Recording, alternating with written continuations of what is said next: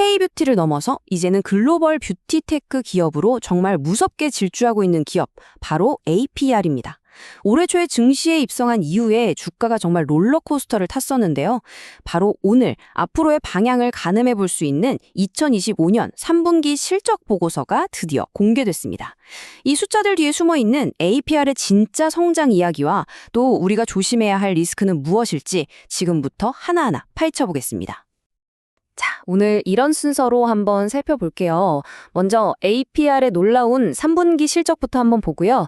이게 과연 진짜 튼튼한 성장인지 재무 상태도 꼼꼼하게 뜯어볼 겁니다.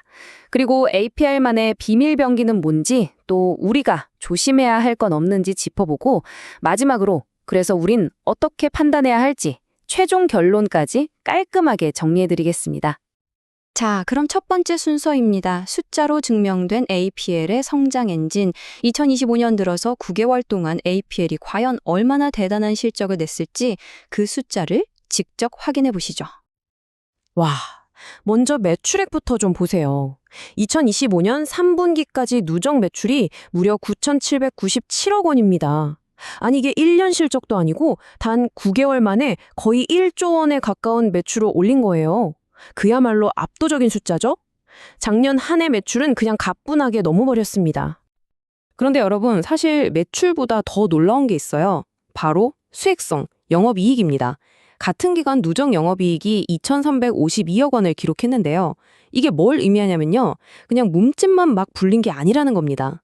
팔면 팔수록 이익이 더 많이 남는 아주 알짜배기 성장을 하고 있다는 확실한 증거죠. 자, 바로 이 표가 이번 실적의 하이라이트라고 할 수 있습니다. 작년 같은 기간이랑 한번 비교해 볼까요? 매출이 2배 넘게 성장하는 동안 영업이익은요? 와, 무려 183.4%나 폭증했습니다. 거의 3배 가까이 늘어난 거죠. 이렇게 매출이 느는 속도보다 이익이 훨씬 더 빨리 늘어나는 걸 우리가 영업 레버리지 효과라고 부르거든요. APL의 비즈니스 모델이 얼마나 효율적인지 제대로 보여주는 결정적인 숫자입니다. 아니 그럼 도대체 어디서 이렇게 돈을 잘 버는 걸까요?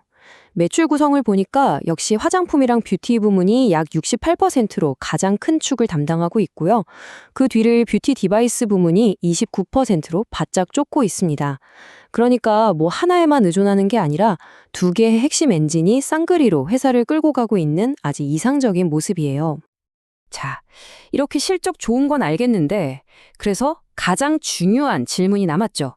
이 엄청난 성장, 과연 계속될 수 있을까? 이 질문에 답하려면 회사의 재무 상태, 그러니까 기초 체력을 봐야 합니다. 한번 현미경으로 들여다보겠습니다. 우선 유동성부터 체크해 볼게요. 쉽게 말해서 회사의 단기적인 지급 능력 같은 건데요. 1년 안에 갚아야 할 돈, 즉 유동부채랑 1년 안에 현금으로 바꿀 수 있는 돈, 유동자산을 비교하는 거죠. 보시는 것처럼 빚이 늘어나는 속도보다 자산이 쌓이는 속도가 훨씬 빠릅니다. 이건 아주 긍정적인 신호예요. 단기적인 재무 안정성은 오히려 더 튼튼해졌다는 뜻이거든요. 하지만 마냥 좋기만 한 건 아닙니다. 약간 노란불이 펴진 곳이 있어요. 바로 재고 자산입니다. 이 그래프 기울기 보이시나요? 정말 가파르게 올라가고 있죠. 물론 앞으로 더 많이 팔릴 거니까 미리 만들어두자는 자신감의 표현일 수도 있습니다. 근데 만약에 예상만큼 안 팔리면 어떻게 될까요? 이 쌓여있는 재고가 고스란히 회사를 짓누르는 부담으로 돌아올 수 있는 말 그대로 양날의 검인 셈이죠. 그리고 이 재고 문제는 바로 현금 흐름과 직결됩니다. 실제로 회사가 당장 쓸 수 있는 현금이 연초에 비해서 약 280억 원이나 줄어든 걸 확인할 수 있는데요. 이 돈이 어디 갔을까 생각해보면 상당 부분이 재고를 확보하는 데 쓰였다고 짐작할 수 있겠죠. 그래서 투자자라면 앞으로 이 재고가 진짜 돈, 즉 매출로 잘 바뀌는지 정말 눈여겨봐야 합니다. 아주 중요한 포인트예요. 아니 근데 이렇게 경쟁이 치열한데 APR은 도대체 어떻게 이렇게 독보적인 성과를 내는 걸까요? 그 비결이 뭔지 바로 다음 장에서 파헤쳐 보겠습니다. 그 첫 번째 비밀은 바로 수직 계열화입니다. 이게 뭐냐면요. 그냥 처음부터 끝까지 다 직접 한다는 거예요. 보통 다른 회사들은 생산은 다른 공장에 맡기거나 하잖아요. 근데 APR은 제품 기획부터 자체 연구개발, 직접 공장 돌려서 생산, 그리고 판매하고 사후 관리까지 이 모든 과정을 다 자기들이 직접 컨트롤합니다. 이러면 품질 관리가 완벽해지고 시장 상황에 맞춰서 아주 빠르게 움직일 수 있는 엄청난 무기가 되는 거죠. 그리고 또 하나의 강력한 무기가 있습니다. 바로 과학적인 신뢰도예요. 그냥 우리 제품 좋아요 이렇게 말로만 광고하는 게 아니고요. 글로벌 피부과학연구원이라는 자체 연구소에서 직접 임상시험을 다 하고 그 결과를 심지어 학술 논문으로까지 발표해버립니다. 이러니까 소비자들이 메디큐브는 진짜 믿을만하구나 하고 지갑을 열게 되는 거죠. 이건 다른 회사들이 쉽게 따라할 수 없는 차원이 다른 경쟁력입니다. 자, 그리고 APR이 노리는 시장이 얼마나 큰지 한번 보세요. 전 세계 홈뷰티 디바이스 시장이요. 매년 평균 35%씩 성장할 거라고 합니다. 이게 얼마나 엄청난 속도냐면요. 2030년에는 시장 규모가 348억 달러, 우리 돈으로 거의 40조 원이 넘어간다는 얘기예요. APR은 지금 바로 이 어마어마하게 커지는 시장이라는 파도에 가장 잘 올라탈 준비를 마친 선수 중 하나인 셈입니다. 자, 물론 이렇게 좋은 이야기만 있을 순 없겠죠. 이제부터는 APR이 앞으로 넘어야 할 산, 즉 리스크는 무엇인지 한번 냉정하게 짚어보겠습니다. 가장 핵심적인 리스크.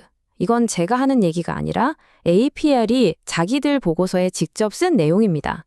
바로 경쟁 심화. 회사가 스스로 이게 우리한테 가장 큰 위험입니다.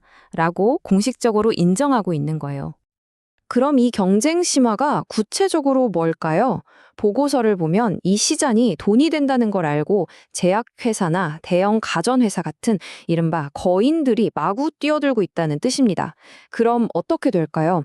당연히 더 치열한 가격 전쟁이 벌어질 거고 기술 개발 조금이라도 게을리하면 바로 시장에서 뒤처지는 정말 무한 경쟁이 예고된 겁니다.